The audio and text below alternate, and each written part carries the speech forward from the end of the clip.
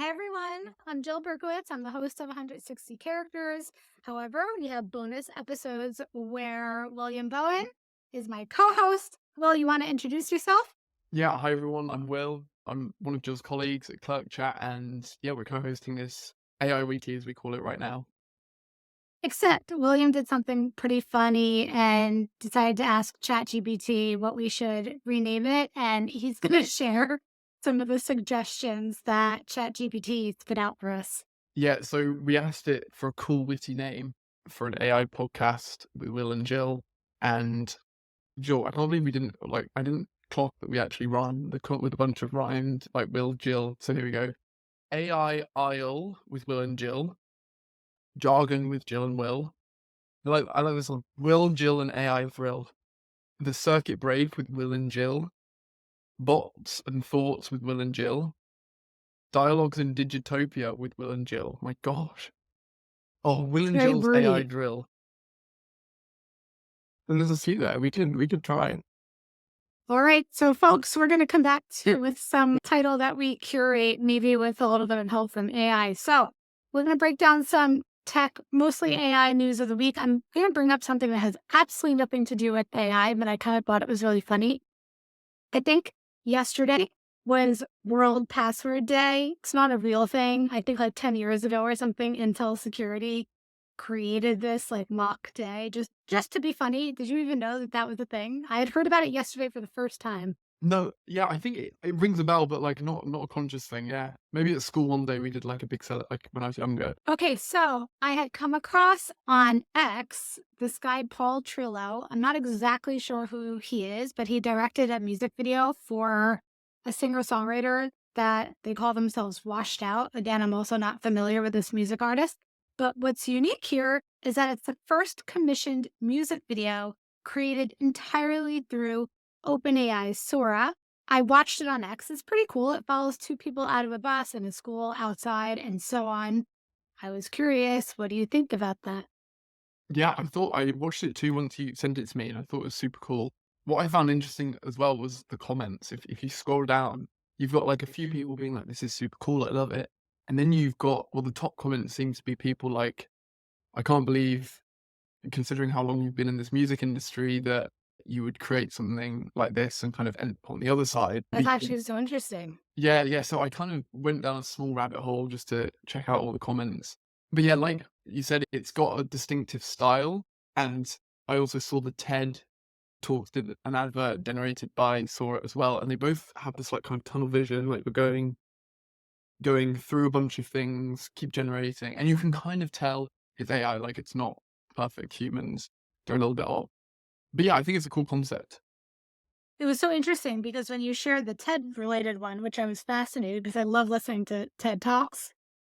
So I said, oh, let me see what they came up with. But the first thing I noticed was that similar point of view concept with this tunnel vision, Mm. not the story around it. And I don't know if it's because I had literally just that same day seen this one for the music video.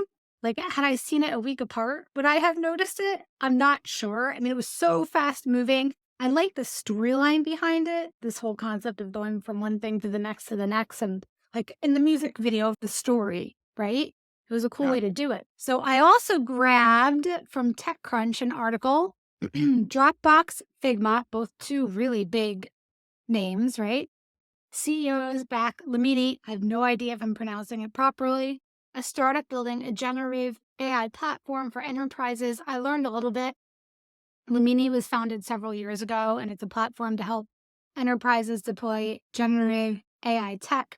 It reminded me of this worldly conversation about focusing on the customer, and that we're always talking about zoom in on the customer, get to know the customer. Because the article refers to other companies as building AI products that are just too general, whereas, and in quotes, Lamini was built from the ground up with enterprises in mind, and it's focused on delivering high generative AI accuracy and scalability.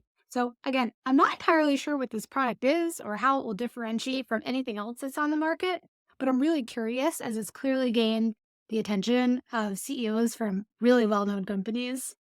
I know what you mean. I've seen a few other similar ones that are kind of branding themselves as an LLM for an enterprise. One of them I found was called Cohere. But yeah, I'd be interested to read more about the meaning. I hadn't heard of it either, and how it's more tailored to enterprises than, say, like OpenAI or Anthropic's models. Because yeah, they're working with enterprises, right? They're working with governments to provide AI solutions. Well, you mentioned Anthropic, but the last time we spoke about Anthropic and Claude. And so I read an article in The Verge. Anthropic finally releases a Claude mobile app.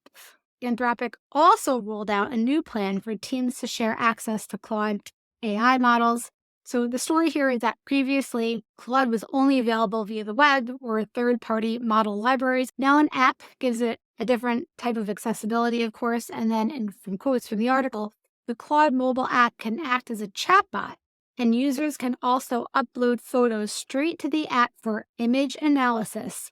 Next up will supposedly be an Android version. So, Yeah, that's pretty cool. Yeah, because obviously ChatGPT has their app on the phone. I find mhm. it quite cool. I haven't used it. I could definitely use it more on the laptop, but it's got a kind of, you can speak into it easier and literally use it like an assistant. A bit Oh, like, for like an audio record or yeah, like a yeah, Siri yeah. Like, dictation. and it's a lot better than I find than Siri and other stuff. So it'll be interesting to see how that, if Claude does just as good a job. Honestly, I haven't played around with Claude as much as I have ChatGPT, but I according, haven't either. yeah, I, according, by the way, use Gemini actually quite a oh, bit lately. so is Gemini the model of choice? So, at the moment, I've been really liking the format of Gemini's responses. They're very skimmable, whereas I thought, depending on your prompt, obviously for ChatGPT, you could end up getting like blocks of text that you'd have to actually read through. I actually do know what you mean. I've had a similar problem with ChatGPT where it just like it gives a lot of good information, but it's like a lot of information. What I did was, and it is an extra step, but I created. You can create like your own GPT that has like a prompt all the time, basically. Maybe I'll be a prompt engineer one day. Maybe knew it, yeah. So, because we're talking about ChatGPT, did you hear about this concept of temporary chat? I saw, I think, on a GIF on X that OpenAI had posted. You can start a temporary chat for like a one-off conversation, which won't appear in your history. I'm wondering, so I don't use Snapchat. I do occasionally look at stories on Insta or Facebook, and I know we cannot compare ChatGPT to social media, but I, that was the first comparison I thought of. If it's not showing up in your history, things disappear on Snapchat also. Mm, Stories on Insta are only available for X amount of time. I didn't do enough reading on what the temporary chat meant. mhm. I guess it's like, I think I would use it if I'm just typing in something quick and I have no interest in ever gaining it back. But I wondered how other people might use it. Yeah, I saw it. I was playing around with the settings because they also gave it a memory update where you now remember stuff. And then another option that I saw was the temporary chat, and I didn't try it out, but yeah, it's kind of playing into that same idea that Snapchat has, that you can just have a conversation, it can disappear. That weirds me out, I have to be honest. But I'm like a documentation kind of person. It's like I talked to ChatGPT and now I have no recollection of what I said, what it told me to do. Yeah. Although I can see it being useful, like, I don't know, if someone wanted to use it for, well, I don't know, something personal that they just don't want to keep in the Yeah, I ChatGPT. guess it could be also compared to like an oh my gosh, incognito Yeah. browser. Yeah, yeah, exactly, yeah. Maybe it's like related to that too. And maybe it's also something to do with, like, just people feeling like OpenAI doesn't have access to their data. People just feeling like, well, like, or like, But don't you think they're still gonna have access to that data? maybe they do actually. Maybe it just like disappears for us and they can still see the data. Yeah. So I had another thought. I read on Bloomberg, Microsoft boosts responsible AI team from 350 to 400 personnel. So something that I also read to better understand this, it's not like they just hired 400 people to work on AI. I think 50% or more focuses on AI safety full time. And then the other percentage is like current employees or maybe some new hires. So I just think 50% of that number, so let's say it's 400, 200 of those people are full time AI employees. So, couple thoughts. I'm wondering if this increase is related to the Copilot chatbot who had some like weird, strange responses lately that I think some people had complained about. And so they kind of wanted to beef up their security measures. And then my second thought that's kind of unrelated, so I probably should have waited to hear your response, is that there's so much talk around the world about are AI models or AI technologies going to be replacing jobs? Why aren't more people talking about the fact that AI is also creating so many other jobs? And in every tech revolution that we've ever experienced, separate from AI, there have been jobs that have been removed or replaced, and then there have jobs that have been created. So I don't know if I just opened a can of worms there or what, but I thought it was an important discussion to have. Two kind of unrelated things, but I wanted to bring it up to see what your opinion was. Yeah, well, I thought of two things when I saw that piece of news. One was this week as well. This week, Google fired their whole Python team, which was I saw in the news, which was like people were kind of like, what? Because Shocking. well, yeah, because AI is kind of built on Python, well, from my understanding, but they've obviously feel like there's no need for it. And there's a lot of like, it's in 2024, there's been a lot of big tech layoffs, even last year with Twitter and that sort of thing. 100%. Yeah. So this is like the first news that I've been hearing in the last year of a big hire increase at a tech company. So yeah, that's quite a good thing. And it shows that although jobs are being lost, like jobs are being created, like you said. So that's a good thing. And the That second was thing I me think, trying to look at the positive. yeah, it'd be optimism, yeah. And then the second thing that I thought of was Mustafa Suleyman. So he obviously moved to Microsoft back in February, and he's Oh, yes, very much, recently. And yeah, he's heading their AI team, right? yeah, exactly, yeah. And he's very conscious about he's got his book, The Coming Wave. We talked about it before, and he's very conscious about impact of AI, the negative impact of AI, and being responsible as a company building it. And it made me think, like, you don't hear about. I mean, maybe OpenAI already has a big team, but in this case, you're hearing about Microsoft, yeah, hiring a bunch of people, which made me think it's probably coming from Mustafa Could Suleyman. be. Could be. And we also have to like remember, yes, Microsoft has headquarters, but they have employees all over the country, all over the world. Mm, So it's not like 350 or 400 AI team members in one building. They're all over the world doing various different things. So we have to keep that in mind too. yeah, which is important, especially for a safety team, to have people that are from all over the world, right? 100%. Yeah, yeah. I'd spent a lot of time looking at your weekly news wrap up last week. I very briefly looked at this week's. What do you think about the Tesla humanoid robot that's supposedly going to be ready to sell by the end of next year? Yeah, it was Maybe. Optimus, yeah. I think Optimus Prime, like the Transformers. Yeah, yeah, yeah. Well, yeah, I mean, I see a bunch of different robots on X, like OpenAI had one, and there's a few competitors in China.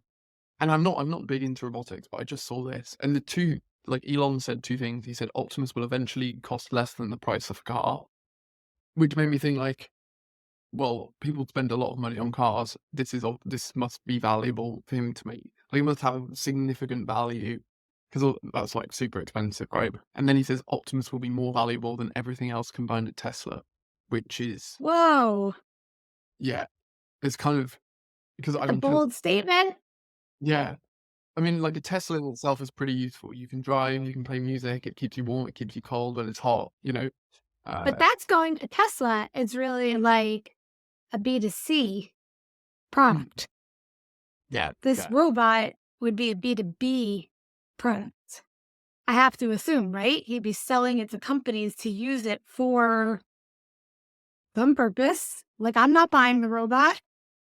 Maybe Well, are you? I think at the moment we think we're not buying a robot, but very soon it will be us buying the robots, I think. Oh, Well, I'm not yeah. ready for that. No, no.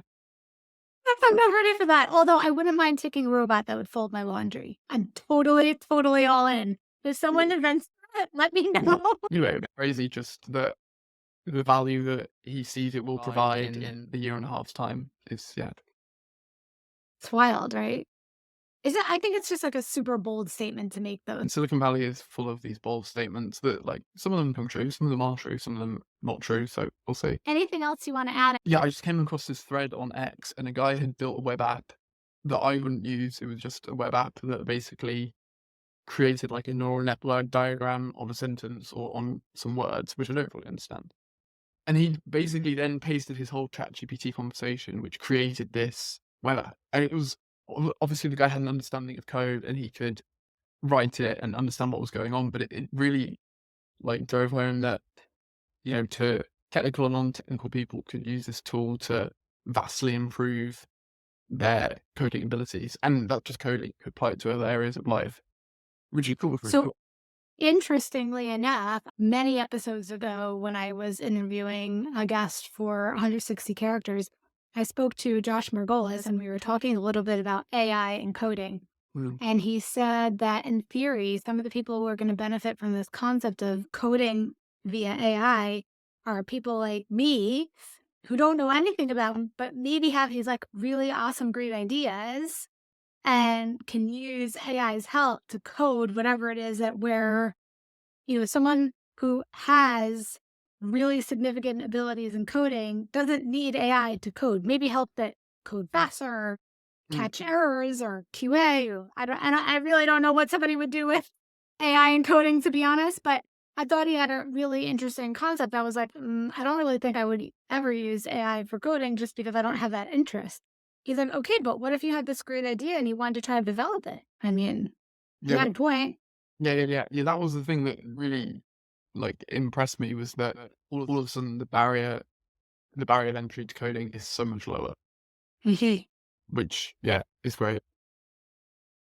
dokes. I think we did a great job summing up. It was a good chat, and we'll be back here again next week. Yeah, sounds good. So far.